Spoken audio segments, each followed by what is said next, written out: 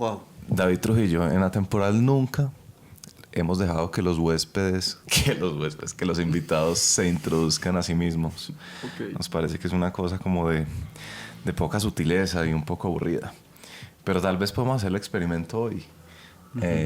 Contanos un poquito quién sos y pues todo el mundo en este momento está como anonadado, como wow, se va a introducir al principio.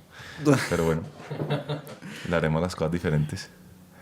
Bueno, yo soy David Trujillo, soy periodista, soy productor de Radio Ambulante, que es un podcast que cuenta historias de América Latina, el único podcast en español de NPR, que es la radio pública una de las radios públicas de Estados Unidos. Sí.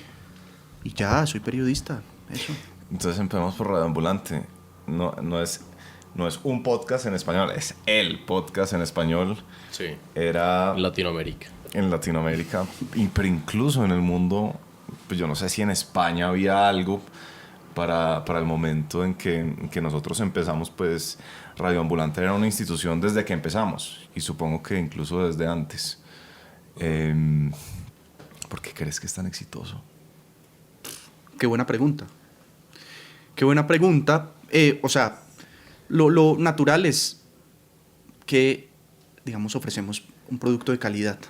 Okay. Eso ya es importante. Pero cuando se creó Radio Ambulante, la intuición era que era un formato que iba a ser replicado muy fácil en Latinoamérica, o eso era lo que creían pues, los creadores, Carolina Guerrero y Daniel Alarcón.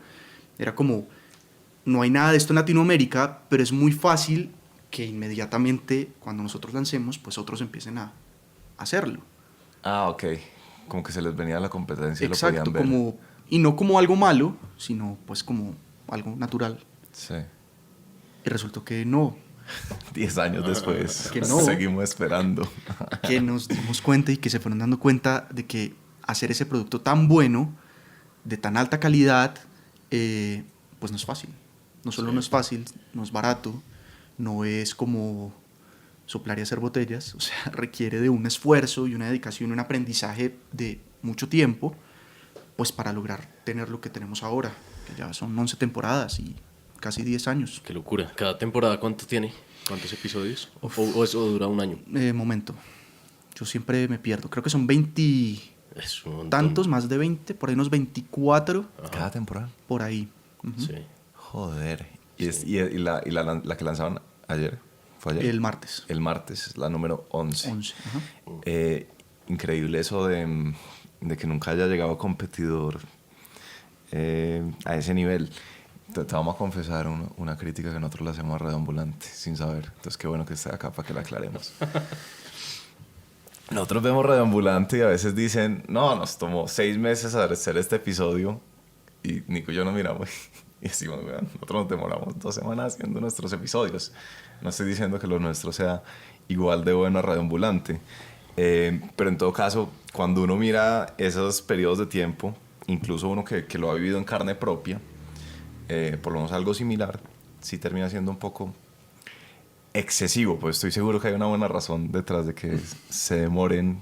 Y hablar un poquito del nivel de detalle.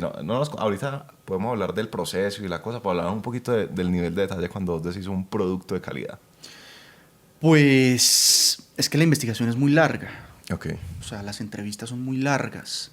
Nuestras entrevistas duran, yo siempre le digo a la persona para que no se me asuste, que no sé, por ahí una hora y media. Mentira, siempre nos gastamos más de 2 horas en las entrevistas. ¿Y pedís así permiso cuando llega la hora y media? ¿Decís, no, quiero ser respetuoso o y te quedas a la callado? gente se le olvida. ¿No? A veces cuando ya me dicen como, no, pues, se está alargando, ya digo como, ok, si quiere paramos y pues, continuamos en algún otro momento. Ajá. Pero sí, solo desde eso ya es un proceso largo. Sí. De sentarme después, yo coger esas 2 horas de entrevista, sentarme a desgrabar todo eso. Bueno, antes desgrababa, ahora tenemos un programa ahí que nos hace eso, pero igual yo tengo que limpiar después lo que hace ese programa. ¿Desgrabado es como transcribir o qué es? Exacto, transcribir. Bien. Seleccionar el audio que voy a usar. Planear una estructura. Planear, bueno, es un montón de planeaciones y de revisiones y de ediciones y de buscar lo que funciona, darme cuenta en la mitad del camino de que lo que pensaba no era lo que va a funcionar, Sí. volver a empezar el proceso. Entonces Es que requiere mucho tiempo. Y después vienen otros procesos, fact-checking, revisar cuando sale la primera mezcla. Es largo. Creo que hemos ido ajustando más el proceso, Sí. y creo que ahora nos demoramos un poco menos, a menos que sea una historia realmente robusta y grande. Sí. Pero digamos una historia sencilla, ya nos estamos demorando 3 meses.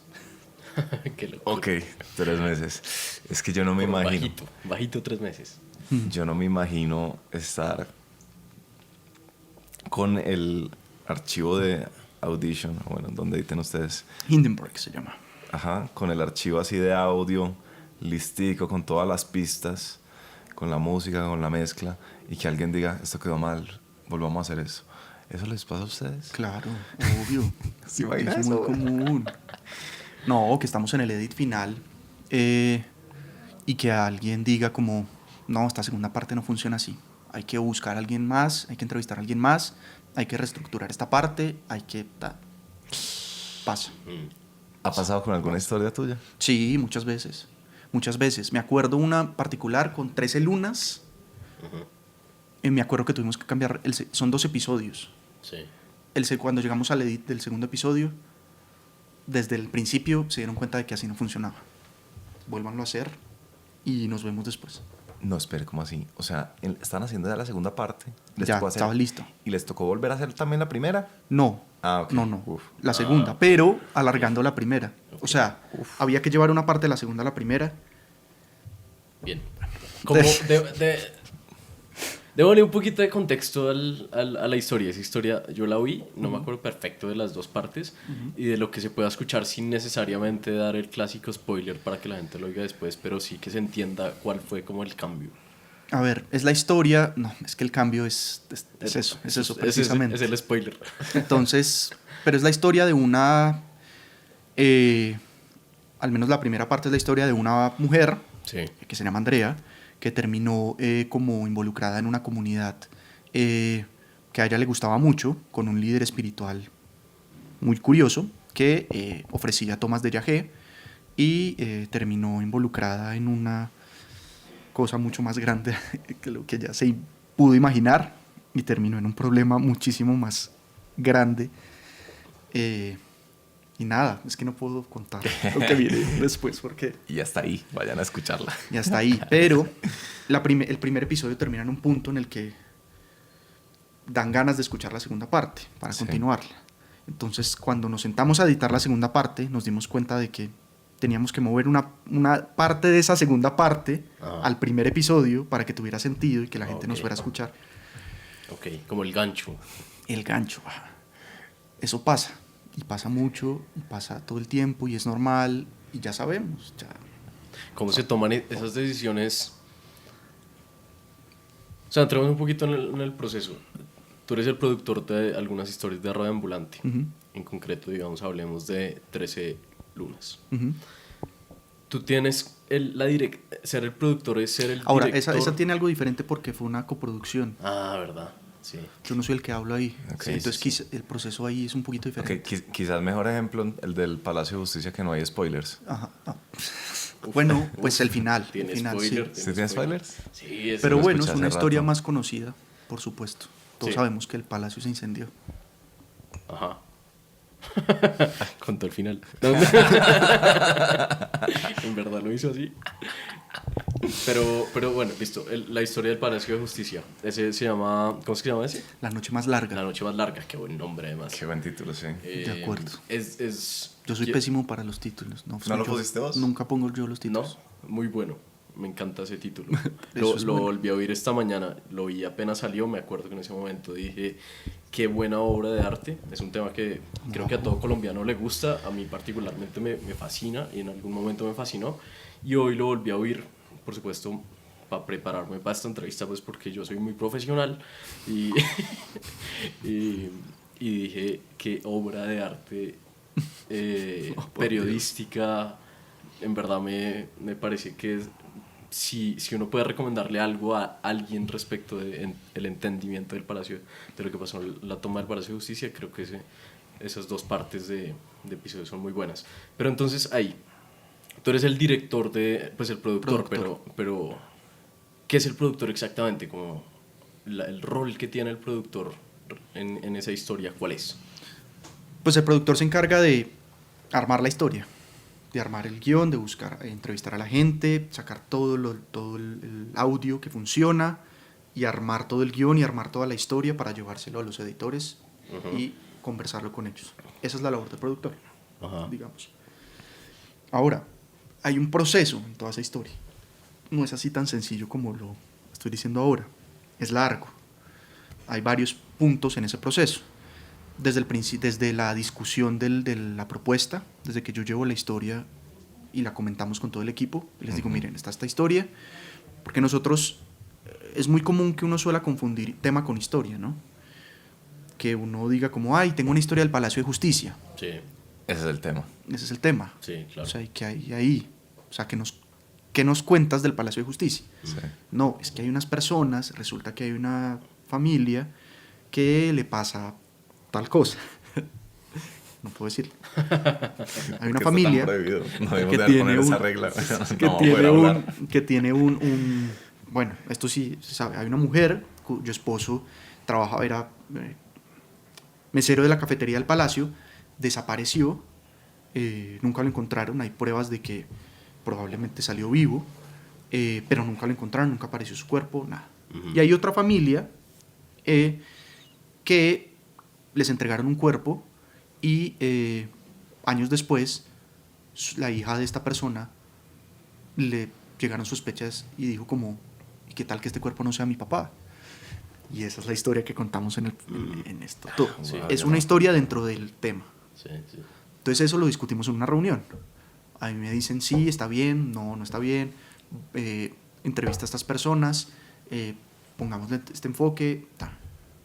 Luego yo voy y hago las entrevistas.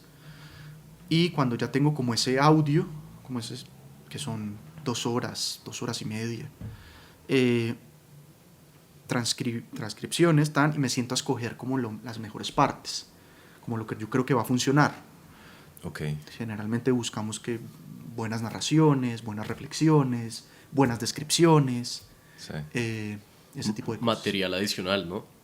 Pues en este caso, digamos, que era noticioso. Bueno, pero es que ese es otro punto de todo este proceso. Esto es el principio. Bien. Cuando yo ya tengo eso, hago una estructura. Digo, va a empezar así, va a seguir esto, van a ser 2 episodios, va a ser un episodio, se lo paso a mi editora. En ese momento, bueno, no siempre, por supuesto, siempre es Camila Segura. Y Camila ya lo revisa, es como ese outline, esa estructura, y dice, sí, está bien, no está bien, cámbiale esto, mueve esto acá, no, tal vez acá no nos funcione tanto como este cierre, Cuando ya tengo eso, me siento a escribir el guión, como una primera borrador, Ok. que es escrito, todo esto es escrito, y empiezo a escribir. Ahí ya voy buscando el archivo, que yo me voy dando cuenta a medida que voy avanzando en el guión, que me va funcionando. Bueno, eso es muy relativo. A veces yo encuentro el archivo y logro adaptar el guión a que ese archivo funcione, o a veces yo voy haciendo el guión y me voy dando cuenta de que, necesito algo acá, voy a buscarlo. Y entonces me meto en todo ese archivo, y así para hacerles más rápido todo, tengo una primera versión del guión, se lo paso a mi editora me lo devuelve, hago cambios, se lo paso, a veces me lo devuelve, hago cambios, a veces me lo vuelve a devolver, hago cambios. Y ya como al final hacemos una reunión de todo el equipo editorial con ya el audio cortado, y ahí ya editamos todos, hacemos los ajustes, todo esto es escrito igual, solo que yo voy reproduciendo como los audios. Luego viene el proceso de fact-checking, que es una persona que se sienta a confirmar que todo lo que yo digo ahí es cierto. Luego viene mi grabación. Luego yo corto mis tracks. Luego monto todo como en una primero, coso, se lo paso al diseñador de sonido. Esa persona le mete música, le mete todo, hace toda la magia. Luego revisamos esa primera versión. Y pueden ser, no sé, 2 versiones hasta que ya queda.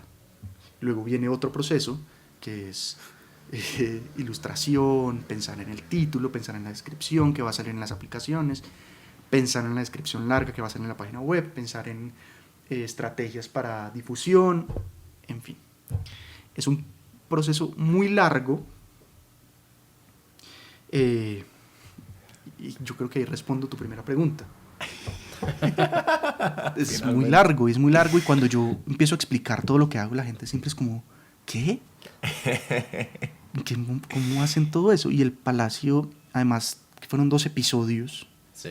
largos ambos, de más de 40 minutos ambos. Sí. Me demoré, que empecé a hacerlo por ahí en abril, mayo, y lo publicamos en noviembre. ¿2018 fue? 2018. Joder, madre, un proyecto de todo el año. David, ¿es raro ser entrevistado para vos? Sí, ¿Te es raro. está haciendo extraño? Es raro. Es raro. Cuando yo hablo no suelo mirar a los ojos, me intimido mucho. Ok, Pero cuando yo pregunto, siempre estoy mirando a la persona. para intimidarlos. No. No, para darme cuenta, pues para demostrarle que le estoy poniendo atención. Metámonos en ese proceso. Lo bueno, David, no sé si te alcanzamos a contar de Atemporales, que no lo escucha nadie. Entonces podemos hablar de lo que queramos. Ok. El Palacio de Justicia. ¿Vos desde cuándo sabías que querías hablar de eso? Siempre. ¿Desde siempre? Desde que estaba en la universidad. O sea, me encanta. Me encanta el tema. Ok, entonces una pregunta antes. ¿Por qué estudiaste periodismo? Todo empezó En Calarcá. en Calarcá. No, pues es que en realidad yo no iba a estudiar periodismo. Yo quería estudiar cine, Ok. solo que no pasé. Afortunadamente. Creo que no, luego me di cuenta de que pues me gusta el cine, pero no me gusta hacerlo. Ya luego entendí un poco cómo era todo el bollo de hacer cine y me parece muy complicado. Y entonces no, como que rechacé. Como que cuando no pasé, empecé a ver otras opciones. Entonces digamos que en mi familia siempre ha habido periodistas cerca.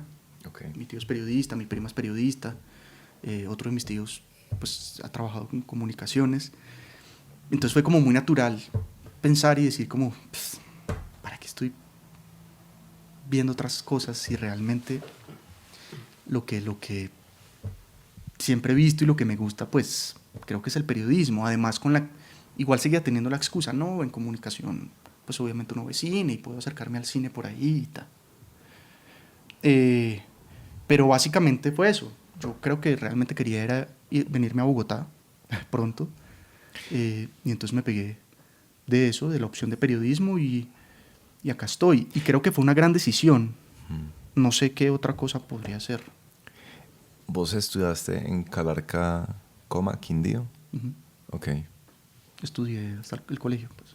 El colegio. Ok. Y de ahí te viniste a Bogotá. Ajá. ¿Usted conoce Calarcá, en el Quindío?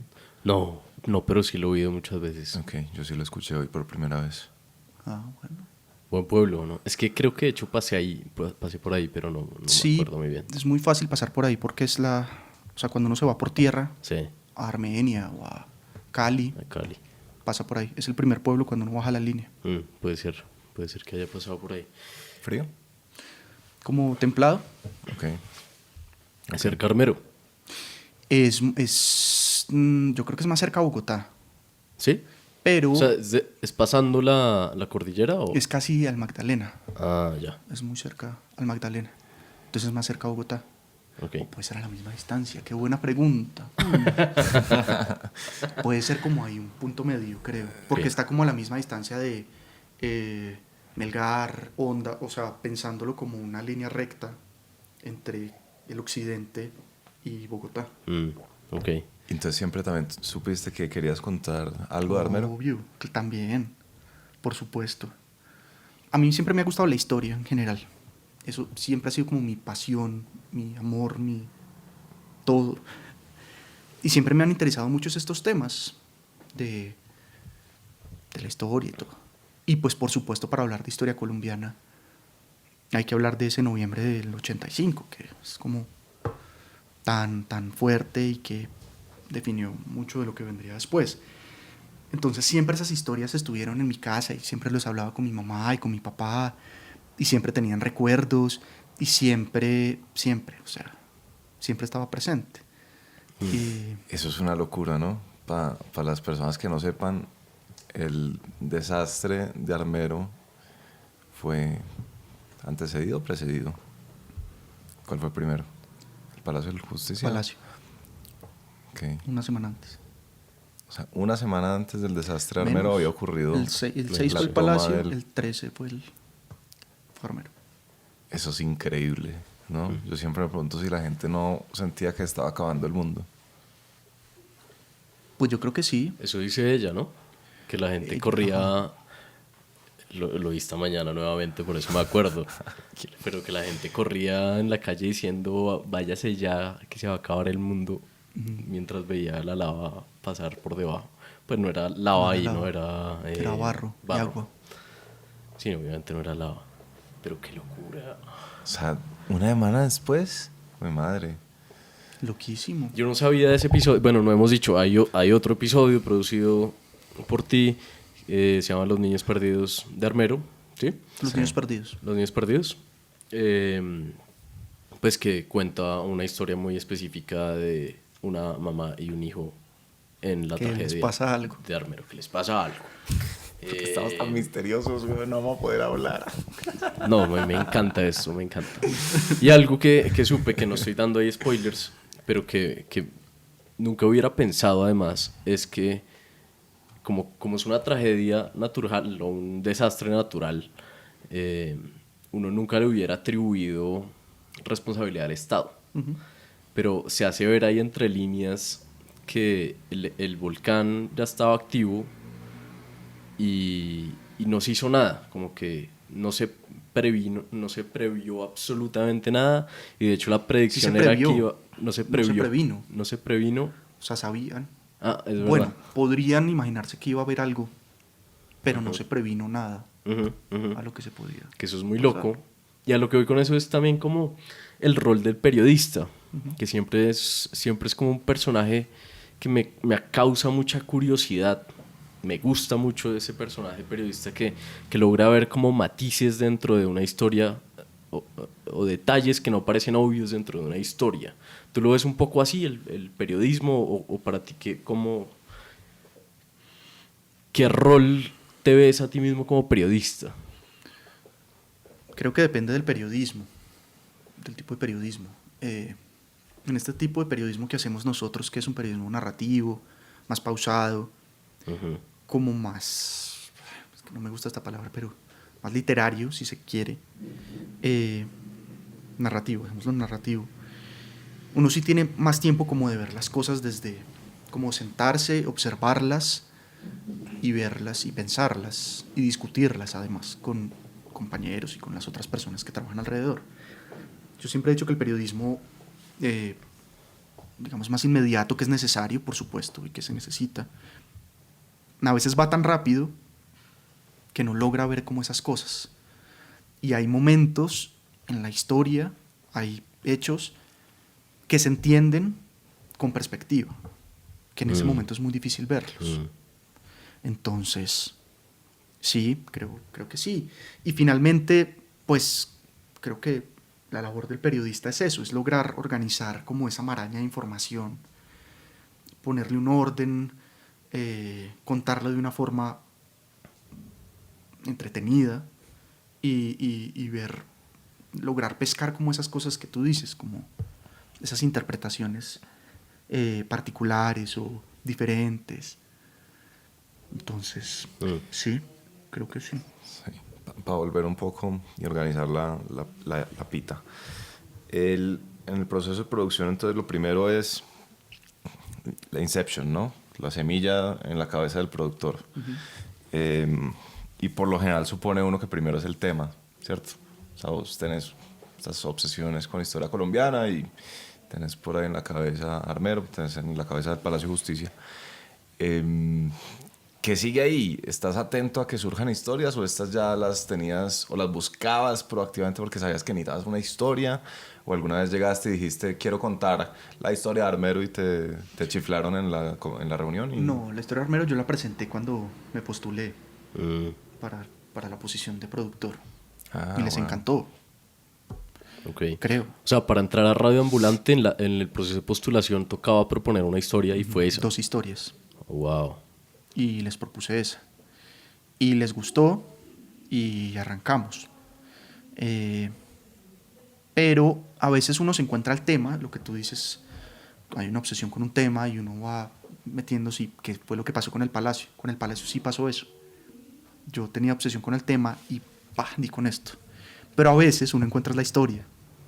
Y la historia aparece, no sé, porque uno se la encuentra en un medio, leyendo en un medio, porque uno se la encuentra en un tweet, porque uno se la encuentra porque alguien le dice como, oiga, vi esto, o conozco a tal persona que le pasó esto, ¿le interesa? Entonces es como de las dos formas. ¿Y cuál era la pregunta? Sí, entonces va el tema, luego la historia. ¿Qué sigue ahí? Y no, pues una reunión. Ok. Es una reunión, Ok. y uno dice, miren, tengo esto en la cabeza, creo que puede funcionar así. Antes lo hacíamos escrito, todo muy organizado, Pero últimamente nos hemos dado cuenta de que cuando escribimos a veces nos cohibimos mucho. Ok. Y ahora como que estamos en una mood, como una onda. Una etapa de no cohibirse. De más, sí, como de más relajarnos un poco, experimentar, ser más. Ok. Entonces igual discutimos. Entonces decimos como no, esa historia. Y calificamos. Digamos, tenemos porque también nos llegan propuestas externas. Entonces tenemos un sistema como de calificación entre todo el equipo editorial. De si esta la podemos discutir o no. Si puede pasar como a la etapa de discusión o si simplemente es algo que no, pues que sabemos que no nos va a funcionar. Por ejemplo, esa de Armero, que es sobre los niños perdidos. Ya no puedes decir más. No. Pues vos conocías ya esa fundación, No, la fundación no la conocía. Conocía el tema, había escuchado algunas cosas por ahí y me parecía una historia, me sigue pareciendo una historia loquísima. Entonces, Ok, por ahí llegó. por ahí. Dato curioso, yo escuché ese episodio. Porque, perdón, paréntesis, de Armero siempre está como es muy conocida la historia de Omaira. Sí. Todo el mundo conoce la historia de Omaira, pues además esta foto de Omaira se ganó el WordPress, es muy famosa. Sí. Omaira, para contexto, es la niña Omaira que Sánchez, queda ajá. atrapada bajo los escombros, pero con mitad del cuerpo, o solo la cabeza, no recuerdo bien, por fuera del lodo, y está viva y la están intentando sacar y finalmente no la Sobrevive logran sacar. como por 2 días, si no estoy mal. Pero entonces lo que pasó es que como Mayra hubo miles de niños que murieron solos o que no murieron, sino que se perdieron, como dice el título. Sí. Entonces yo tenía que buscar como esas otras historias fuera de Mayra. Me interesaba mucho eso. Dato curioso. Escuché ese episodio, me pareció una cosa tremenda también, felicitaciones. Y obviamente quedó en mi cabeza, y cuando llegué a mi apartamento, en ese momento vivía en Chapinero, me di cuenta que entre las redes Wi-Fi que le llegaba a mi apartamento, no la que yo me robaba otra, estaba la de la Fundación de los Niños Armando Armero. Perdidos, Armando Wow. Armero. O sea, ya sé entonces dónde vivías, más o Y, menos. y luego me crucé con el señor Francisco. Me lo crucé a la entrada. No había en mi mismo edificio, pero al frente. Dato curioso. Pues a mí me pasó algo mucho más curioso. Una vez pedí un Uber. Vaya preparando su curiosidad, No, que sea no. aún más hijo de madre. Sí. No, pues va a estar Una una vez fui locura. con un Uber a hacer una entrevista y la entrevista era como saliendo de Bogotá, era lejos. Y yo iba con una persona, era una conductora, una mujer. Y entonces ella me iba preguntando como, bueno, ¿y usted qué hace? Y no sé qué. Entonces como que le fui contando y así. Ay, qué chévere, y qué historias. No, ahí está de Armero. Me dice, ¿en serio? ¿De Armero? Wow, es que mi papá fue el piloto, la primera persona que vio que no vio. que no vio Armero, exacto, que reportó, pues que llamó a Yamid Amat, que incluso el archivo aparece ahí en el episodio. El piloto fumigado de un avión, fumigador de algodón. Es mi papá. ¿Yo qué? ¿En serio? ¿Usted me está diciendo qué? Qué locura. Sí, era la hija de este señor, Rivera, no me acuerdo el nombre. el apellido es Rivera. Ah. Me pareció loquísimo. Increíble. Uy, yo les tengo un dato curioso. Sí, a ver. No, yo la primera vez que oí de armero, yo tenía un profesor en el colegio que era el profesor de educación física, así se llamaba la clase, como de deporte, de ejercicio. Es verdad, sí tiene un dato Eso curioso. es verdad. Y la historia de él es que él se vino a hacer una prueba física joven a Bogotá. Y en ese momento, en los días en los que él se vino, pasó lo de armero y toda la familia murió. Absolutamente toda la familia. Entonces yo obviamente siempre que pienso en armero, pienso en él que le decían o le dicen cacao, porque es negro. ¿Ah? Todo mal, todo ¿Qué? mal. Todo mal. Y un tipazo. Oiga, increíble. Vio la magia de la temporal. Los tres teníamos datos Wow. curiosos con... Sí. Con armero siempre pasa eso. Con armero siempre alguien conoce a alguien que tiene una historia. Sí, es muy loco. Yo conocí a alguien, yo supe de eso. Siendo un pueblo, pues no tan pequeño, pero pequeño, 25.000 personas creo que eran. Para esa época era muy grande. Era bastante grande. Para lo que... O sea, lo que se proyectaba, seguramente iba a ser el pueblo más importante del Magdalena Qué Medio locura. y del Tolima más grande. Es que no piensan eso y es absurdo, es absurdo. Es increíble. Es que la historia tiene eso, ¿no? No solo las historias son absurdas, sino cuando uno conoce a alguien que tiene alguna relación con esa historia, siempre es una cosa demente y uno no lo puede concebir. Y yo sí quería preguntarte, vos, ¿cómo haces? Pues no, ¿cómo haces? No, pues vos qué, o sea, ¿por qué te gustan las historias tan muy duro? Tan macabras. Todas tus historias son duras. Ahorita pues me estaba echando una siesta escuchando... ¿cómo es? Leonora quiere ser tu amiga. Leonela quiere ser tu amiga y pues, o sea, tenés algo mal, David. A ver, contá. Bueno, eso es una crítica, digamos, que teníamos en Radio Ambulante. No solo mis historias, digamos que en general.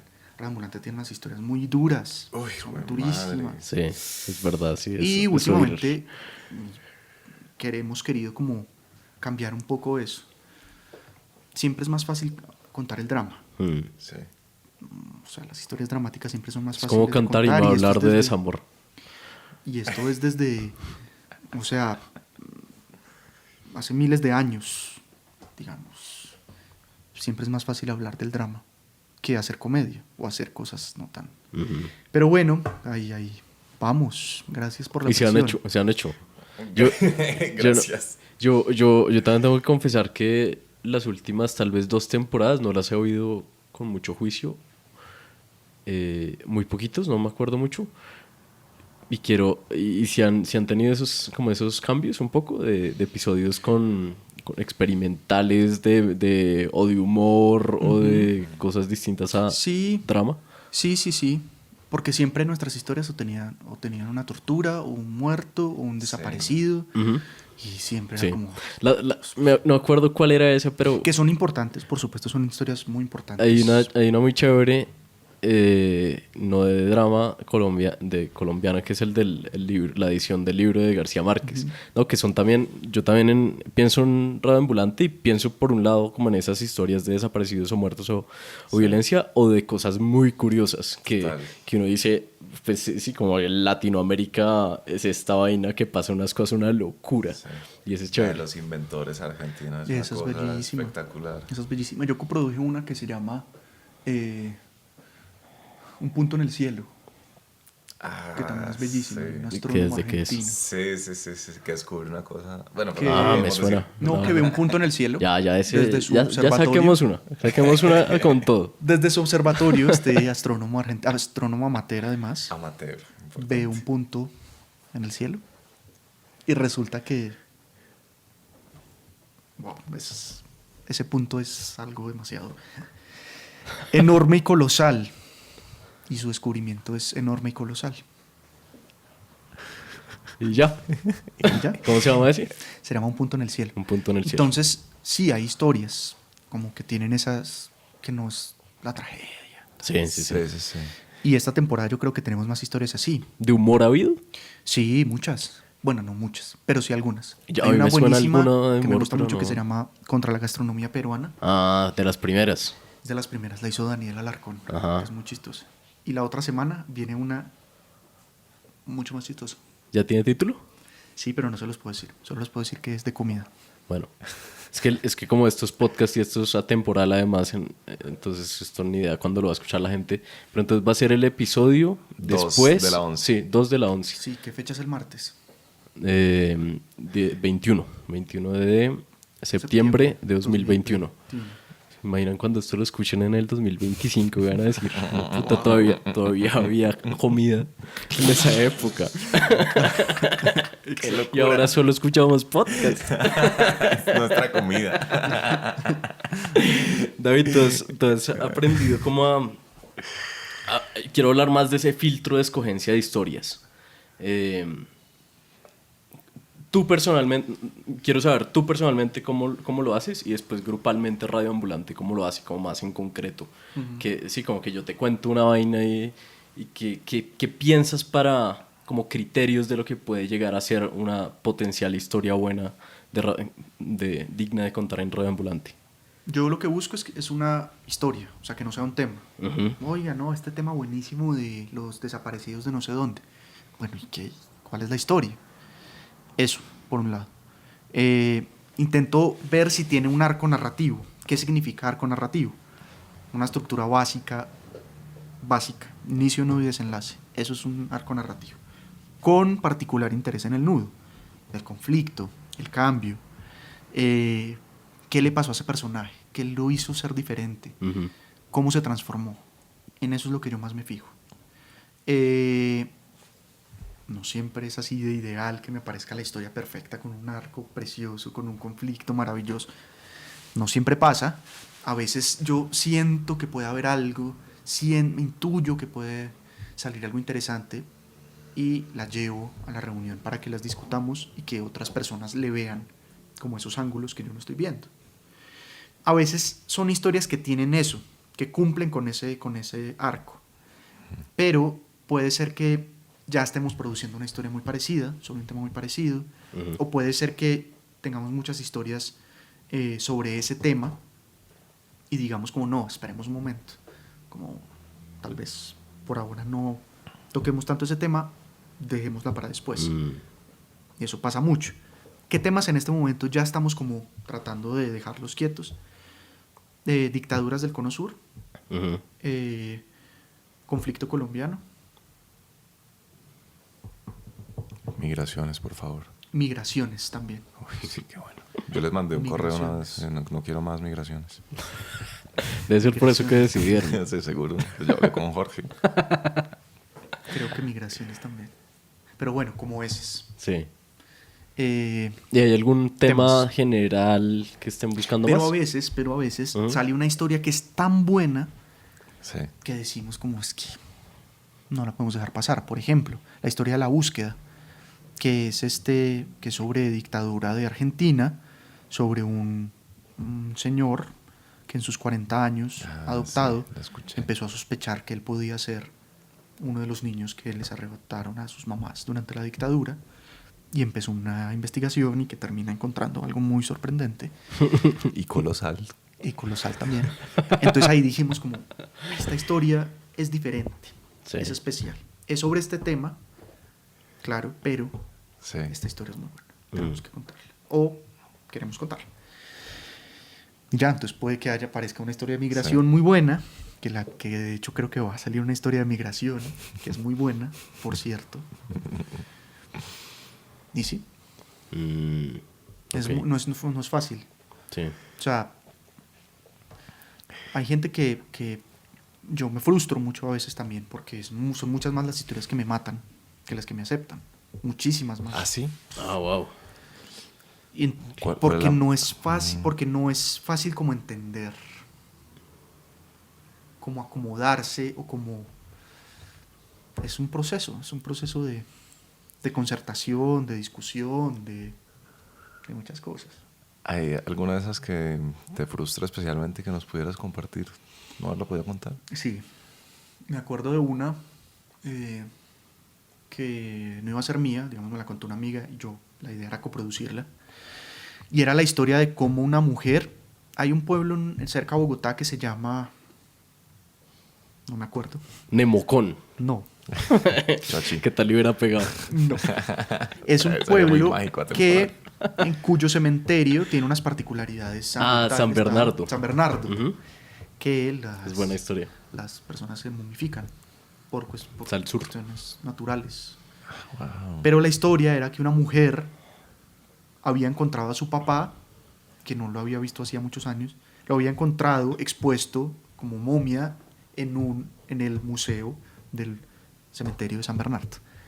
Una historia loquísima, además el papá había sido habitante de calle, no, tremendo.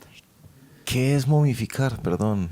Nunca me he preguntado eso. Pues como las momias, pero Pues de que forma para mí las natural. Para que no se desintegre el cuerpo. Ah, o sea, Sí, se preservado. se preserva. El cuerpo se ok. preserva Sí, de una estaba forma pensando muy solo como buena, en harapos. Sí. pero de forma natural. Ya. O sea, no hay ninguna intervención. Eso es lo que pasa en San Bernardo, que se momifican Wow. sin intervención. Y usted sabe muchas cosas sobre el mundo. Qué bueno, qué bueno. Qué locura. Y entonces esta mujer entra al museo y está el Papá, intacto, pues más o menos intacto. sí, el cuerpo es papá. Qué locura. Y me pareció una historia brutal. ¿Quiere contarla en 13%, David? Y la presenté y no les gustó en ese momento, les pareciera que sonaba como muy macabra, como muy creepy, como muy Sí, sí, spooky, Algo que David como- Trujillo traería. Entonces, como No que seas tan no. David. Sí, no seas tan David. Y ahí sí sentí frustración. Como, Claro, esa está tremenda. De hecho, yo asocio tanto las tragedias y lo spooky con David Trujillo que hoy preparando esto escuché un episodio convencido que era tuyo, ¿cuál? pero no era tuyo. ¿Cuál? Uno de los que más me ha perturbado, que es Doctor, esto es normal. Ah, es brutal. Es muy bueno. No es mío. Yo entré justo cuando lo estaban produciendo. Sí, yo lo asociaba a vos por alguna razón. Pues no por alguna razón, por esa razón. Por esa razón. ¿Qué crees? ¿Qué crees que te ayuda a tener ese lente bueno para las historias? ¿Tu background de cine, de pronto? ¿No? ¿Para nada? No. ¿Nada que ver? No, pues creo que curiosidad Ok. y años de que me maten historias. Ya. Eso y curiosidad, sobre todo eso. ¿Tus épocas de... ¿Vos eras que cinéfilo? O sea, ¿veías mucha película o qué? Sí, me gustaba mucho. Me gustaba como... Como el cinearte. es que la palabra arte no me gusta, pero digamos que sí, pues yo veía muchas películas. Vi más en la universidad, por supuesto, en ese momento era un niño, o sea, tenía 16 años. O sea, ¿Entraste a la universidad a los 16? 17. O sea, yo creía que sabía mucho de cine porque que veía los Oscar. Y Ese no es el criterio. ¿Cómo así? ¿Cómo así? nada, o sea, estaba muy perdido. Y Así. por eso digo como que afortunadamente Después no, de pues, Leonardo o sea, DiCaprio ahí- ahí lo sigo viendo, pero hacer cine no es saberse quién se gana un Oscar. Sí, sí. Digo, a eso me refiero, quiero aclararlo, antes de que me juzguen y me linchen. Debió haber Yo sigo servido- viendo los Oscar, me encanta. Y me encanta el cine. Y después en la universidad me metí como un semillero y empecé como a tratar temas de cine e historia y fue maravilloso. Pero no, pues cuando estaba a esa edad yo no tenía ni idea de nada, de nada. Vos, perdón, Nico, vos llegaste a los 17 años a Bogotá. ¿Cómo fue eso? Pues a la misma edad que habrás llegado tú, tal vez. Sí, así iba a decir. 18. No, yo llegué a los 18. No, vos llegaste a los 17 recién cumplidos. Pues, a ver, si me permiten, antes de que me sigan juzgando, explicarlo. Ya podía tomar alcohol. Sí, pues uno de poder. No, pero también lo que yo entre líneas planteaba con mi pregunta, David, era el contraste. Pues Calarcá es un municipio pequeño, ¿cierto? ¿Cómo fue esa...? ¿Fue duro o no? Fue raro, claro, por supuesto raro, es entender una ciudad que tiene, o sea, muchísimos más habitantes a los que yo podía ver en un día, o sea, Sí, así de- no solo que podía ver en un día, que podían existir en ese espacio, sino en un día, mala comparación. ¿Tenías familiares en Bogotá? Sí, mis tíos vivían acá. Y llegaste ahí. No, llegué a vivir cerca de la universidad, en un lugar que se llama Las Torres de Fenicia, que queda allá al frente de los Andes, Sí. que me quedaba muy cerca de la universidad, pero no conocía a nadie más que mi familia. No tenía amigos, no conocía la ciudad, pero me encantó desde el principio. Y siempre tuve una muy buena relación con Bogotá. No sé de qué dependió, que quizás tenía mi familia acá y los primeros fines de semana me iba para allá, entonces no pasaba solo. Y vivir cerca de la universidad. Y vivir ¿no? cerca de la universidad. Yo creo No que me el que tocaba vive el lejos y le trauma toca desplazarse es de un los trauma. trancones, que los viví, Sí, los fui viviendo después. sí. Entonces creo que tuve unas condiciones particulares. Ahora, siento que hay regiones de Bogotá que sí, del país que sí sufren más llegando a Bogotá que otras. El eje cafetero creo que particularmente no tiene ese trauma. No sé por qué. Podríamos investigar y sacar una historia para Radio Ambulante. No, mentiras. pero sí, siempre me sentí muy bien en Bogotá y siempre me gustó. Y me acuerdo que la primera Semana Santa viajé. Las primeras vacaciones de mitad de año, siempre viajaba porque tampoco tenía como con quién más parchar ni hacer nada. Ujú. Pero luego fui ampliando esos tiempos, esas épocas de vacaciones en Bogotá. Entonces me iba más tarde para allá, ya no viajaba en Semana Santa, y así, como que me fui adaptando más acá.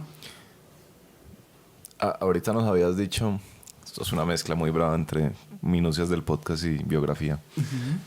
Nos habías dicho que la razón por la que llegaste al periodismo era un poco, pues era natural, era familiar, era un poco imitación de lo que veías en tu familia. Y fue así de natural, o sea, fue un match contigo y desde entonces no ha habido vuelta atrás. No, ninguna.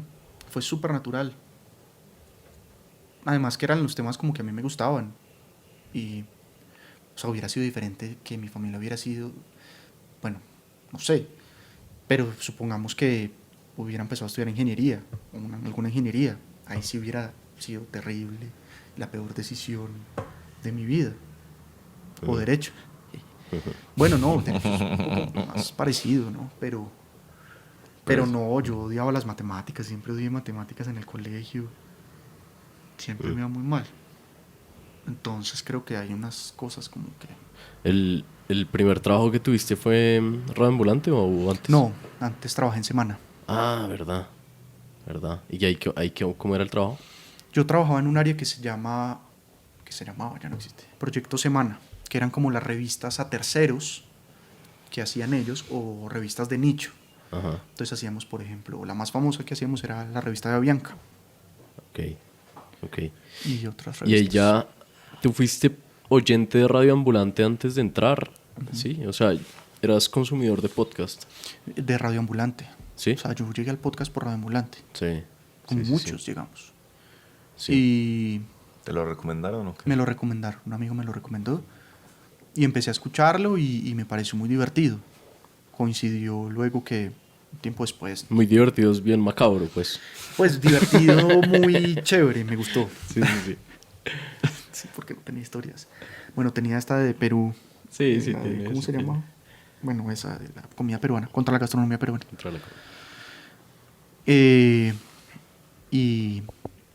Y ya, y luego me presenté y fui conociendo más como este mundo y todo. Yo no tenía experiencia en radio, a mí no me gustaba la radio. Yo decía, yo no jamás en mi vida voy a trabajar en radio. Claro, entendiendo que el podcast es otra cosa muy diferente, pero yo en ese momento como que, y la gente en general suele meter todo como en el mismo paquete, entonces nada que tuviera que ver con audio me llamaba la atención. Qué raro, ¿no? Qué raro. Y la forma... Tú alcanzaste a estudiar cine, ¿cierto? Empezaste. No empezaste. pasé. O sea, nunca hiciste guiones. Pues en la universidad sí tuve acercamientos como a guión de cine. Ok. Porque yo hubiera sospechado como que... Exacto. Sí, ese vínculo del guión. Exacto. Tienes toda la razón. Como... Los guiones de Radio Ambulante son mucho más parecidos a los guiones de cine Ajá. o de un documental que a un guión de un programa de radio. Sí, Si es que claro. tienen. O los guiones que yo hacía para radio en la universidad. Claro. ¿Eso fue lo que No te se pareció parecen. de alguna forma llamativo ahí? Como Puede de- ser. Puede ser, ser. no fue consciente. No, no fue consciente. Yo me acuerdo que un profesor de radio una vez me dijo, creo que usted no tiene talento para la radio. Yo pues, no, gracias por descubrir el agua. tibia. Su talento es más como la escritura, como la prensa escrita. Y yo, sí, pues sí, sí. Sí, sí, sí. Yo ¿Eso no se tenía puede conflicto decir? con eso. ¿Qué? A la Eso gente. puede decir. Como ser un profesor y decir, pues no tienes talento para eso. No, pues se lo lo agradezco. Pues a mí no me gustaba la radio que él me estaba enseñando. Mm. No me gustaba. Y que lo que me gustaba era la narración. Y luego me di cuenta de que la forma más básica de narrar, pues es la oralidad. Ujú. Entonces, si me gustaba la narración, por supuesto que me tenía que gustar narrar porque siempre me han gustado que me cuenten historias. Mm. Más que yo contarlas. Pero siempre me ha gustado preguntarle a la gente, como cuénteme más y qué pasó en ese momento, desde chiquito, desde que estaba muy chiquito. Sí. De lo macabro que hay. Sigamos con lo macabro. De lo macabro que hay, me imagino que hay preguntas, hay entrevistados que han sido difíciles en cuanto a casos. ¿Difíciles en qué sentido? Difíciles de, puede ser, o difícil de sacar alguna información relevante, o difícil en cuanto a temas sensibles porque son muy personales, historias del pasado que duelen, que no. Eso, esas entrevistas, ¿cómo son? ¿Cómo las abordas? ¿Cómo es el proceso previo y qué pasa ahí? Pues para todas las entrevistas yo siempre hago un cuestionario. Digamos que yo siempre, no porque lo siga estrictamente, sino porque eso me ayuda también como a una estructura mental cronológica para no perderme en la entrevista, de conocer más al personaje, de saber de qué estoy hablando, de eso. Luego le propongo, digamos, como toda la comodidad, me acomodo a su horario, me acomodo a su espacio, la única condición que le pido es que sea como un lugar silencioso, Ujú. pero de resto acepto cualquier condición, menos plata, o sea, pagarles. Sí. Sí. Perdón, y el approach inicial es, hola, soy David Trujillo, soy periodista, hacemos radio. Hacemos radio. Por internet. Sí, nunca les digo podcast porque nunca entienden muy bien qué es. Ajá. Nos gustaría entrevistarte sobre tal. Sobre tal cosa, soy periodista, tal. Sí, siempre muy transparente con mi intención. Ya. Vamos a hablar sobre este tema, quiero saber sobre estas cosas, sobre esta historia. ¿Le parece si hablamos? ¿Cuánto tiempo se va a demorar? Yo calculo, porque nuestras entrevistas son detalladas, por ahí 1 hora. Ujú. Mentira. Nunca es cierto. Sí, sí, sí. Ay, no, cortemos eso porque después no me dan entrevistas. Pero, y ya, entonces eso, básicamente, es como el... Ok. bien, Pero ya depende mucho de la persona. Ajá. Depende de su personalidad, depende de cómo... qué tan elocuente sea,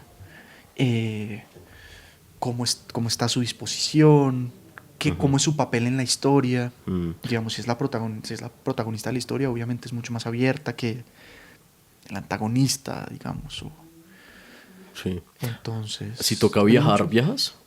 Si toca viajar, viajo. Y en general en Radio Ambulante viajan Viajamos. Bueno, Sí, ya es como muy ahorita es difícil, más vemos difícil. que es como, sí, sobre todo en pandemia fue muy complicado, pues las hacíamos Sí. por una plataforma ahí que nos grababa audio, una calidad más o menos decente. Sí. Qué loco, digamos, o sea, me estoy imaginando como algún episodio que tenga un tema general incluye varias voces. Y una de esas voces tal vez no es la más esencial, pero resulta importante y es en un sitio remoto de cabeza, ¿o qué? Depende de quién sea esa voz. Sí. A veces puede ser como, no, es el funcionario público que ahí nos va a echar el cuento del Estado. Ajá. Es como la posición del Estado. Bueno, no, entrevistémoslo. Pero si es como, no, es la persona que le dio, no sé, estoy inventando, le dio, por esa persona, el personaje principal supo la verdad, Sí. pues marica. Sí.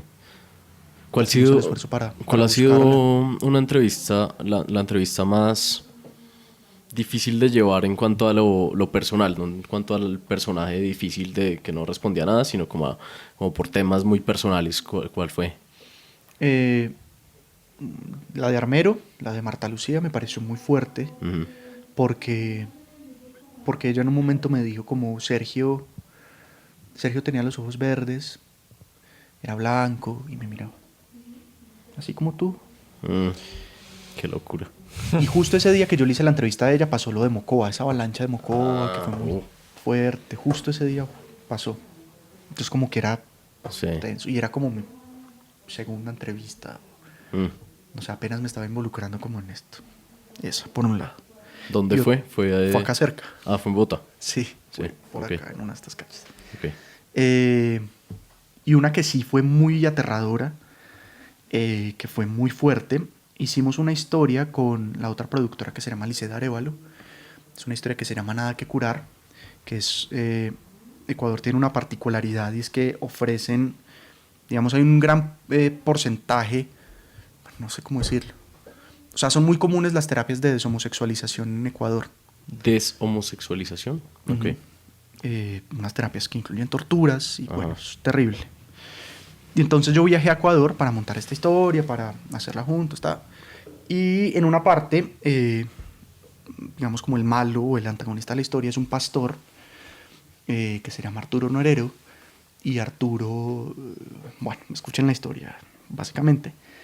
Pero este tipo, digamos que ofrece y en algún momento defendió y participó de estas terapias, de estas torturas.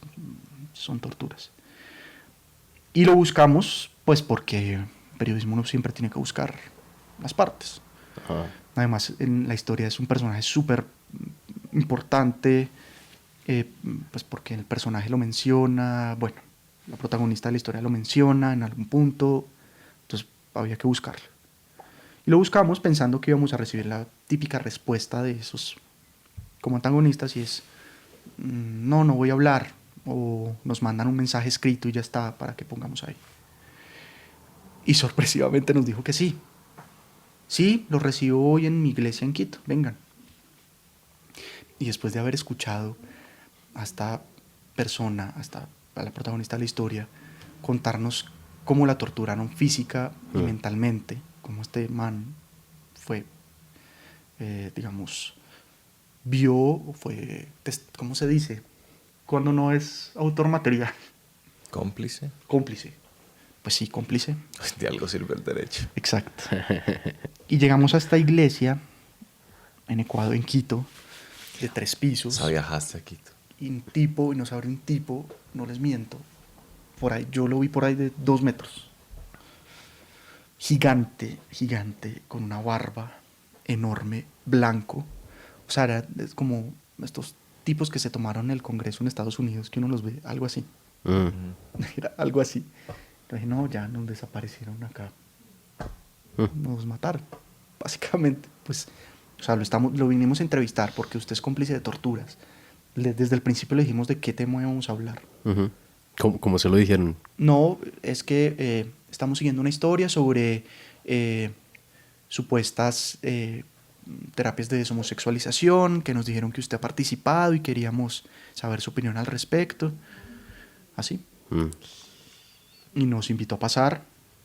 Empezamos a subir unas escaleras, 3er piso, nos mete a su oficina, una oficina con un escritorio así gigante de madera, con un montón de imágenes religiosas, no, imágenes no, porque ellos no usan imágenes, como una estrella de David gigante, una Biblia abierta, como un águila, o sea, no, que nos metimos, Dios mío, nos van a matar, y la iglesia estaba sola. Afortunadamente iba con Lisette, y Lisette es muy fuerte y es muy valiente, yo no tanto. Y el tipo se sienta así en su escritorio. Está bueno, cuéntenme qué quieren saber. Y empezamos primero como suave, como poco a poco, y empezó a subir como el tono. Mm. Yo me acuerdo que yo no hablaba. La que hacía las preguntas era Lisette, yo solo sostenía el micrófono. Y yo era así. Y yo, no sé, pues me daba mucho miedo ese man.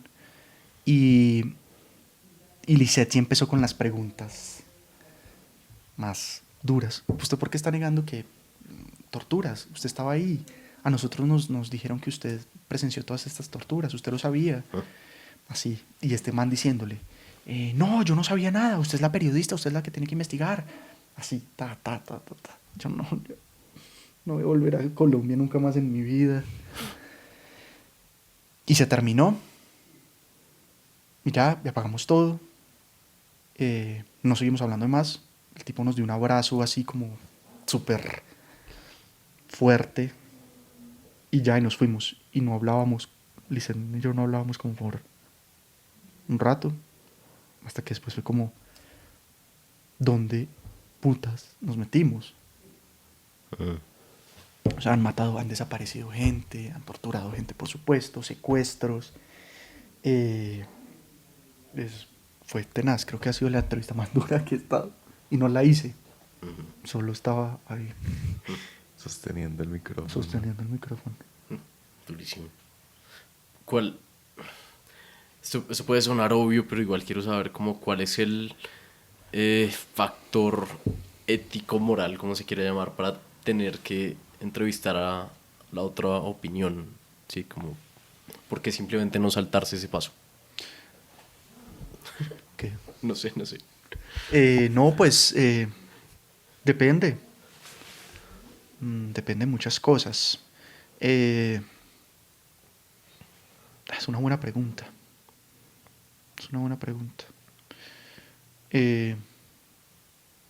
A veces, o sea, digamos como que periodísticamente sí es necesario buscar la otra parte. Siempre es éticamente responsable, digamos. Bueno, es éticamente, ¿cómo se dice? Es ético buscar a la contraparte. Pero lo que tú dices es cierto. A veces son personas pues que no hay que buscarles la opinión para... O sea, no me tienes que explicar por qué mataste a alguien. Pero no sé cómo, no sé. De alguna forma es como calidad también, ¿no? Me imagino como... Sí, claro, eso también, le puede aportar mucho a la historia porque también. da esa perspectiva que no... Exacto, a veces decimos como que nos va a aportar esta persona. Por ejemplo, en Leonela quiere ser tu amiga. Digamos, el antagonista no tenía mucho que aportar a la historia. Creo que nada. ¿Y ahí lo entrevistaron? No. No, pero... Ese no lo vi. Pero... No vimos, no. Luego alcanzamos a pensarlo. Ajá. Y yo alcancé como a hacer un acercamiento y sabía dónde estaba, dónde lo tenía. Ese me parece especialmente difícil, ¿no? No alcancé a hablar con él.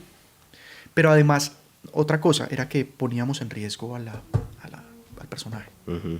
Eso también fue un factor. Ah, porque ahí el nombre es anónimo. Pues usan otro nombre. Usamos pues. otro nombre y si él sabía como que estaba, o sea, no. Sí, qué locura. Uf, esas historias periodísticas. Muy pesadas.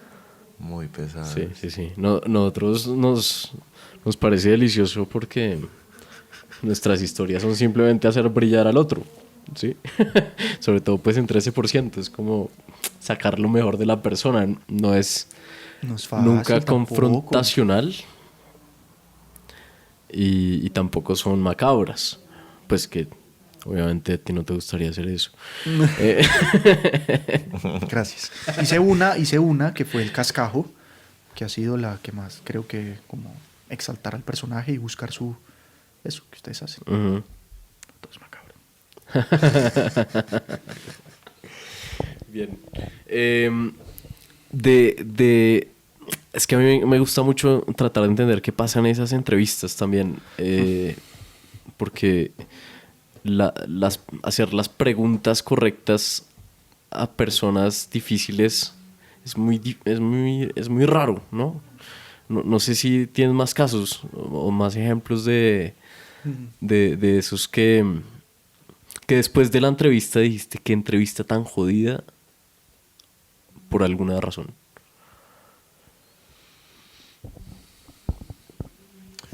Estoy intentando pensar.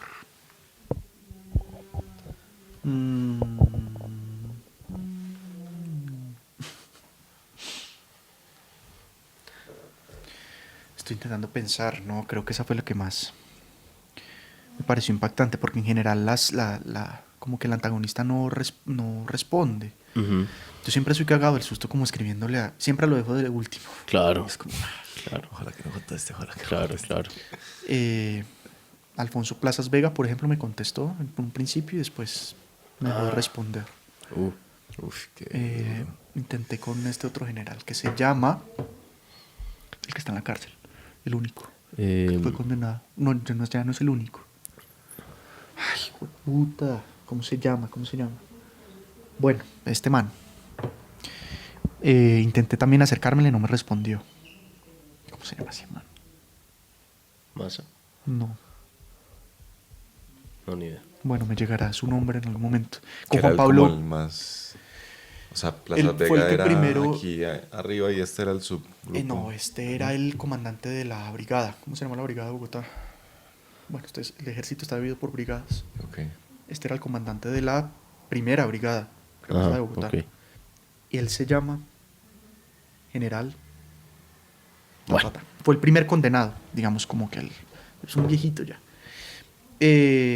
Juan Pablo Vieri, que es de esta historia de señal cerrada, de la censura Sí. Ah, sí.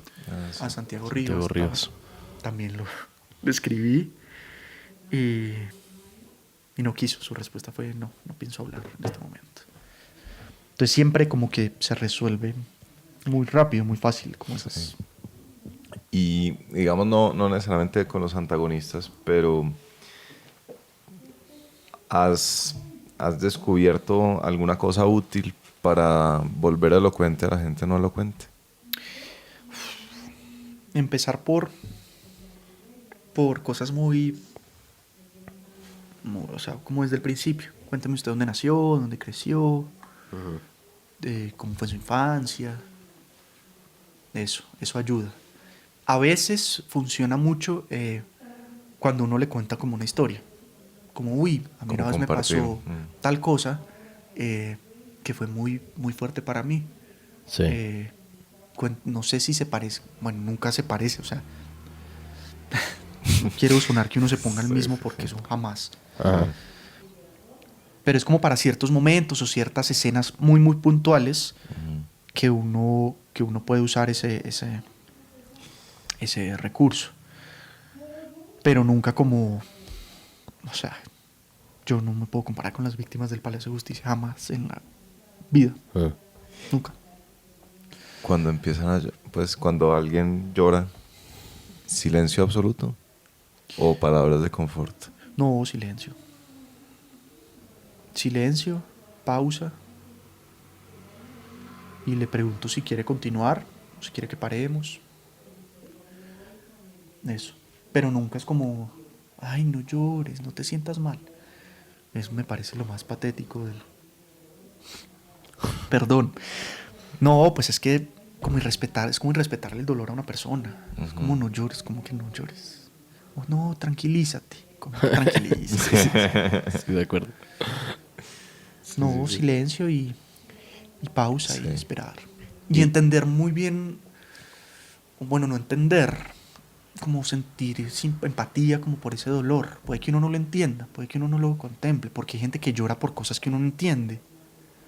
Como me pasó con la historia de este médico en el campamento, bueno, se llama Esa maldita ida allá. Un médico que lo engañan y termina en una cosa que nunca debió haber ido. Y el tipo lloraba por su situación. A mí no me parecía, ay, Dios mío. O sea, yo no entendía su llanto. Ya. Ese es mi punto. Pero lo respeté. Por supuesto que lo respeté. Por supuesto. Y que seguramente pasó por unas cosas muy difíciles. Lo respeté. Ajá. Ok. Y sobre preguntas que has notado, ¿te pasó como a mí? La palabra, la táctica. ¿Qué? Que al principio yo creo que uno hacía unas preguntas un poco más elaboradas y cada vez son más simples. Exacto. Tal cual. Entre más simple y clara sea la pregunta, mucho mejor. Entre menos introducción tenga una pregunta, mejor. porque uno a veces es como a tratar de explicarle, como a condicionar esa respuesta un poco. Y pues no funciona. No importa si la persona, o sea, uno no tiene que lucir inteligente frente a esa persona ni el más conocedor del tema. Uno tiene que abrirle la posibilidad de que hable todo lo que quiere. Y entre más ignorante parezca uno, mejor, porque entonces la otra persona se va a interesar más en explicar. No entiendo lo que usted me está diciendo. ¿Puede explicarme otra vez? Pero ¿cómo así? ¿A qué se refiere con esto exactamente? ¿A esto o a esto? Sobre todo con historias de ciencia, eso. ¿De ciencia? Sí, pues es mucho más difícil. Siempre. Claro. ¿Has tenido momentos en donde no encuentras historias o siempre Sí, hay historias? Claro. Que no tengo nada. Y es como que voy a hacer. Y veo que se acerca esa reunión. De hecho, tenemos una reunión pronto. Y claro, hay presión. Y hay que hacer. Porque sí, como encontrar No, historias regresar, dignas para sí. Radio Ambulante me parece difícil. Sí, es muy difícil. Empezar a buscar, sentarme, ¿Cómo? empezar a buscar chats de gente que me ha mandado cosas. A veces uno está tan en otras cosas como, ay, sí, lo dejo para después. Ya. Entonces luego vuelvo, reviso. Por ejemplo, esta de los hipopótamos fue así. Alguien me la había mencionado en algún momento. Y luego volví a ella. Ahora otra que estoy produciendo, que no les puedo contar, también fue así. Ya esa historia estaba por ahí rondando, como ese tema. Y lo rescaté. Entonces, mire. Y así, pasa. A veces aparecen. Es como... es maravilloso. Desde el primer momento uno sabe esta historia va a funcionar. Pero se requiere, o sea, entiendo que aparezcan, pero igual el que busca el que estaba buscando historias me parece que tiene que estar como atento, ¿no? Como fijándose lo que está pasando. Es verdad, cierto. Creo que uno se vuelve más atento. Yo antes no era tan atento como a esta historia me puede funcionar, ¿o no? Sí. Entonces, Porque a veces me imagino, y creo que incluso nos ha pasado en historias de 13%, como hay historias que no son evidentes, pero que terminan siendo hasta las mejores. ¿Sí? Y ahí está el punto que yo digo de la atención. ¿Sí te ha pasado en alguna historia eso? Sí. Sí, pues la de Ecuador, por ejemplo, no era para nada evidente. Había un tema. Ecuador tiene esta particularidad. Se lo comenté a Camila Segura, la editora, la directora editorial. Me dijo, Lisette justo me había comentado algo parecido. ¿Por qué no te hablas con ella y ven qué hay? Y empezamos a hablar. Y entonces ahí nos dimos cuenta, no, creo que necesitamos buscar, que yo viaje y buscar esta historia.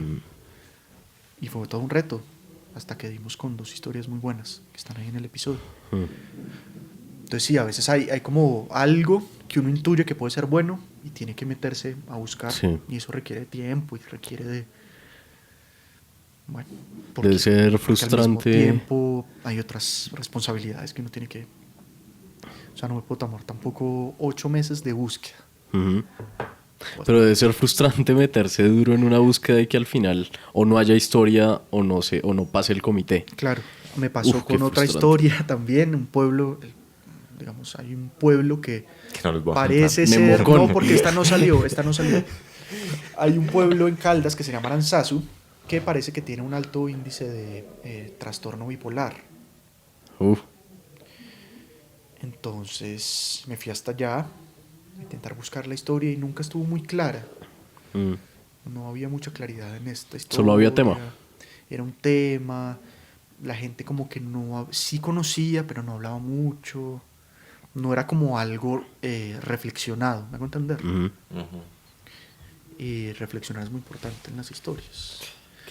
Entonces no, pues la dejamos ir. ¿Y eso cuánto tiempo pasó? Como desde que llegó la idea a la cabeza hasta que se desechó. Meses. Pucha. Meses, como unos 3 meses, por ahí. No me acuerdo. Eso es harto. Por ejemplo, un trimestre. Historias de Paraguay es muy difícil. ¿Sí? No tenemos historias ¿Paraguay de sí Paraguay. existe? Esa es mi pregunta. Pues Yo pensé que eran los 11 que jugaban las eliminatorias y ya. Sí, Roque Santa Cruz. Es hay verdad. una razón, Hay hay razón. una pero razón 11. ¿Cuál? que de nuestro desconocimiento de Paraguay. Y es que Paraguay tuvo la dictadura más larga del continente. Y esta dictadura conscientemente aisló Paraguay durante años. Fueron, ¿qué? 70 años de la dictadura. Conscientemente. Conscientemente. Y lo aisló y Paraguay quedó aislado. Qué locura. ¿Quién era el dictador? Stroessner se llama. Stroessner. Alfonso Stroessner. Sí, que no conozco nada de Paraguay. Es que, no- Y es que, es nada, que en verdad cierto. es eso. O sea, cuando Wow, uno dice en yo no- Asunción, ¿qué hay en no sabía. Asunción? No, Sabemos Y que no en dan Asunción- nada de ganas de ir. no, Ni idea. nada. Es que hasta el nombre es feo. Uruguay No es lindo. deberíamos hablar sobre el Paraguay así. No soy yo el que está hablando. No, así. no soy yo. Nicolás Pinzón, a mi nombre. No quiero ir a Identificado. Paraguay, pero un saludo pues a Yo los... sí quisiera encontrar historias de Paraguay. ¿No hay? Hoy No no hay. tenemos en este momento, ¿no? Ah, bueno, vea. De pronto por este Pero- lado le llegan. Ojalá.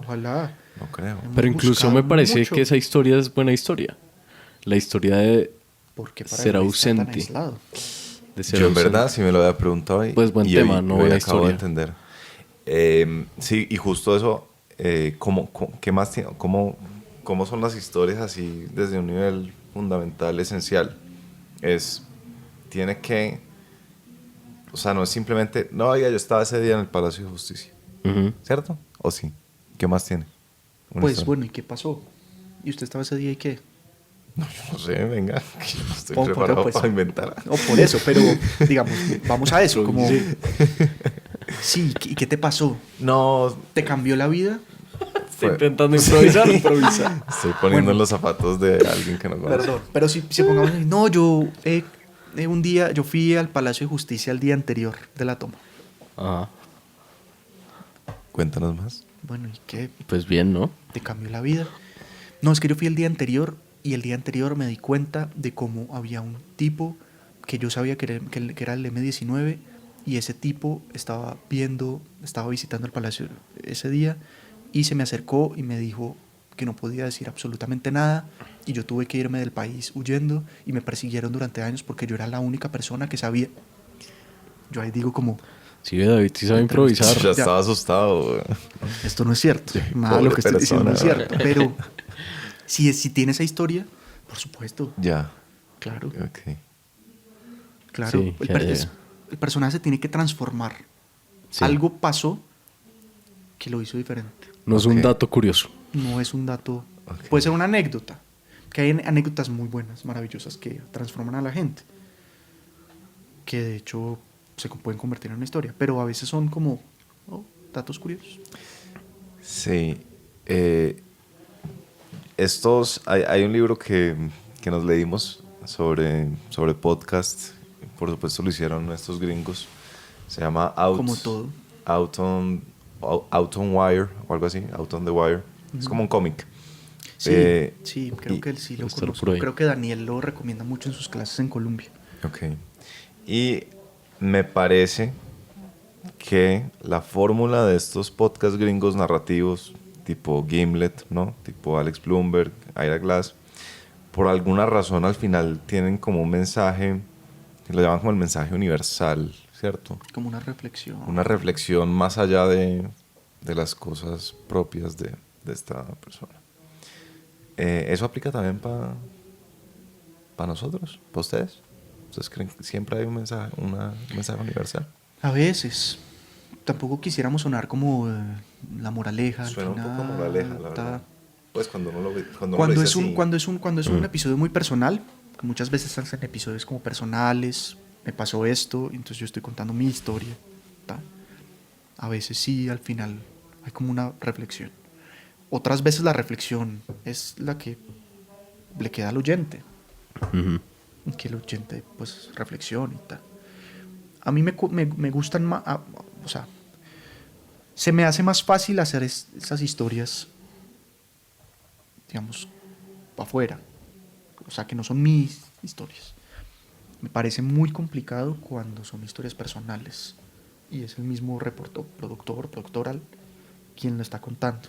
Eso se me hace muy difícil. Y hacer una reflexión al final se me hace muy, muy complejo. Pero Pero bueno, ahí vamos, ahí vamos. Sí, en parte no es, o sea, de los episodios que estoy pensando, no me acuerdo nunca que haya una reflexión al final, pero sí queda como la duda de cómo uno puede abordar cosas. Entonces, la duda de qué pasó con la gente que salió del palacio, la duda del gurú de 13 lunas, ¿sí? Como que me queda a mí mucho la sensación cuando son reportajes de ese estilo, que es más como no se quede con el hecho, que no es propiamente una reflexión, es más como piense un poco más allá. Que eso es chévere, eso ya para mí es suficientemente valioso para universalizarlo en ese sentido. No. De esos podcasts gringos, ustedes... a mí me llama la atención de Radio Ambulante, pues que es un podcast en español de una cadena de radio estadounidense. ¿Eso afecta editorialmente y en cuanto a referentes, digamos, al ser NPR? Entonces, ustedes tienen que ser como medianamente parecidos a How I Built This o algo así, o cómo funciona como esa interacción entre podcasts de la misma cadena. No, nada. Súper independiente. Somos súper independientes y tenemos completa independencia editorial. Ok. Completa. Ok. Obviamente, a veces pensamos como... Estamos hablándole a una audiencia que está en todo el continente, incluyendo Estados Unidos, gente cuya primera lengua no es el español. Ajá. Entonces, como que no hay que pasar muchas obviedades. Sí. Entonces hay que explicar Sí. a veces un poco más Claro. ciertas cosas. Pero de resto... Y en los comités, No. yo no sé si se llama comité ni siquiera, pero ustedes hacen como procesos de chévere lo que está haciendo ese podcast que podemos ver ahí. Sí, y nos pasamos recomendaciones como, oigan, esto está chévere, escuchen esto. A veces Daniel es profesor en Colombia de esto de periodismo narrativo en audio. Sí. Y a veces nos pasa como ejemplos de sus estudiantes, como mi estudiante hizo esta historia, está súper chévere, miren cómo lo hizo. Cosas así. Siempre nos estamos como compartiendo, por supuesto. ¿Hay algún podcast? Yo no escucho tanto como quisiera. Mis jefes escuchan todo y Camila consume podcast Ah, sí. muchísimo, muchísimo. Y en algún momento se obsesiona con uno y dice, tenemos que Camila, sí. estudiarlo a fondo. Sí. Me acuerdo de uno de... Ay, no me acuerdo. Yo creo que fue This American Life. Para mí, No me Radio acuerdo. Ambulante, yo no sé si eso les ofende en sí, Radio Ambulante, fue un- pero es el This American Life latinoamericano. Sí, Y creo que ellos de ahí lo viene un dicen. poquito. ¿Sí? Sí, ellos lo dicen. Pues Ok. esa fue su intención. Ajá. Hacer This American Life en español. Sí, ok. Aunque, y al principio es mucho más parecido, porque This American Life tiene una estructura de actos. Acto número 1. Sí. Y al principio intentaron hacer eso. Ya después fuimos transformándonos un poco y es lo que hay ahora. Pero al principio, sí, claro. ¿Hay ¿Algún tema de esos grandes históricos que tengas ganas de contar? Tenía ganas de uno, mucho, pero ya alguien más lo va a contar. Por supuesto, no les puedo decir cuál es. Solo sé que es de Argentina. No les puedo decir que es de Argentina. Colombianos, no. Temas. Colombianos que quisiera contar, a ver. Digamos algo como de... A ver, yo que me gustaría contar a mí. A mí siempre me ha traído mucho el proceso 8000, por ejemplo. Sí, Parece eso loquísimo estaba el proceso pensando. 8000. Ajá. Pero es chévere No sé, creo como que esa no. perspectiva en No sé, donde veamos. cogen una persona no tan involucrada, ¿no? La persona que trabajaba en la cafetería del palacio. Lo hace, me encanta cómo lo hace, por ejemplo, el periódico de ayer de la no ficción. ¿Qué es eso, no? Como las historias que nunca fueron contadas de alguna forma y que quedaron ahí. El del conductor de Álvaro Gómez Hurtado es súper bueno. Se llama Increíble ese Hasta Morir. apellido. Hasta Morir. Que era el apellido del conductor. Que esas historias son muy chéveres y cuando a mí me gusta lo que hacen ustedes como periodistas en Radio Ambulante o en la no ficción, que es precisamente eso. Hay un hecho histórico del que se ha hablado un montón, ejemplo, la toma del Palacio de Justicia o el proceso 8000 y encontrar una historia ahí ligada que tiene un impacto personal enorme y que a uno lo impresiona de una forma increíble. Creo que ese es... Otra, la constituyente. Y el movimiento de la séptima movimiento. papeleta. Y Sí. me parece un tema loquísimo. Y la Asamblea Nacional Constituyente me parece loquísimo. Mm. Vamos a ver. Bueno, El problema es que se muere la gente. Perdón, ¿qué dijiste? ¿El problema es que se muere la gente o que se muera la gente? No, que se está muriendo la gente. O sea, aclaro. El problema es que se están muriendo los protagonistas. sí, No de forma están violenta. envejeciendo.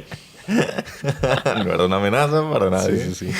Quedó absolutamente claro. No, algo, digamos, con un falso positivo puede ser una locura.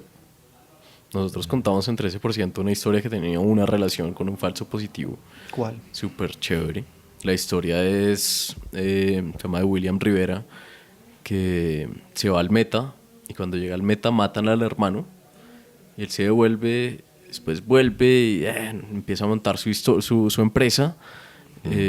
Nosotros pues hablamos de trabajo, entonces pues era la relación con su empresa. Sí. Y entonces hay un punto en donde yo sí iba a contar spoilers, a mí me importa un carajo. Sí, pero entonces déjeme le meto un elemento adicional. Había jurado no volver a ese pueblo porque allí habían matado a su hermano. Sí. Entonces aquí suspenso. Sí. Redundantes, David. Y entonces empieza su empresa porque era en el Meta, esa parte era conflicto armado durísimo. Después del proceso de paz encontró como una oportunidad de turismo ahí y es un sitio increíble. Nosotros estábamos allá, un sitio increíble, y entonces empezaron a hacer tubing, que es con las llanticas, pero dijeron, no, acá lo bueno está en el rafting, ¿sí? Con los botes en el río caudaloso que se llama el río Güejar, y ahí no tenían plata. Y justo en ese momento, cuando ya estaban decidiendo casi, pues no se puede seguir con la empresa, llega una abogada y les dice, el hermano fue declarado un falso positivo, entonces reciban esta indemnización. Wow. Y con esa indemnización pues siguen la empresa. Que eso es una historia la hijueputa. Con esa indemnización compró los botes y con se eso, los llevó ajá. en un bus Sí, a Lomo, unos Sí, botes sí, así grandes de rafting. sí. Esas historias de conflicto... Pero el hermano estaba desaparecido, ¿no? No, lo habían matado. Lo habían pero matado no y tenía simplemente muy claro como que... 12 años después o algo así lo declararon falso positivo, entonces pues el Estado indemnizó a la familia. Que haciendo pitches para Radio Ambulante, ¿no? Tengo otra. No, son dos. Adelante. No, bueno, no, listo, ¿no? Sí, no, David, muchas gracias. No, a ustedes. Muchas gracias por la invitación. Muy chévere. Qué honor. Creo que nunca ha habido tan a profundidad Sí. un episodio sobre podcast Sí. en español. Sí, Entonces, sí. bueno, acabamos de hacer historia. Cuando, como dato curioso, Ok. cuando empezamos Atemporal, que eso fue hace un año, hicimos una lista en un documento de Google Docs, hicimos una lista de personas que queríamos entrevistar. Justo antier la volví a revisar porque quería como agregar unos nombres y estabas tú dentro de los top sí. 10. Ya pues han Wow. pasado 35 episodios o algo así, no lo habíamos hecho, entonces pues Sí. Wow, estaba planeado muchas desde el gracias. día cero y está escrito. ¿Quién más Entonces, estaba ahí? Para ver si me siento bien. No, Mentiras, se va a sentir ya- mal, ya- se va a sentir mal, se va a sentir No, mal. en realidad Valeria. ya la mayoría son mentiras. la mayoría son los que hemos entrevistado, entonces pues ahí están. Sí. Ahí están. No, pero Muchas sí, gracias. yo creo que por alguna razón compartimos esa idea de que de los buenos episodios de Radio Ambulante, entre esos están los de David. Sin Entonces, duda. nada, felicitaciones, gran trabajo. Escúchenos. Escúchenlos. Ah, Radioambulante.org. final. Hay una playlist creada hoy por mí que se llama Producidos. Sí, pongan en Spotify Producidos David Trujillo en Radio Ambulante y pronto estarán todos, porque ya David me dijo que no están todos. pero pues están varios de los que hablamos hoy, entonces ahí lo pueden seguir para que David se haga famoso. No, que no creo que esa sea la intención de David. No, es mi intención, Es la de Nico. Listo, gracias. Chao.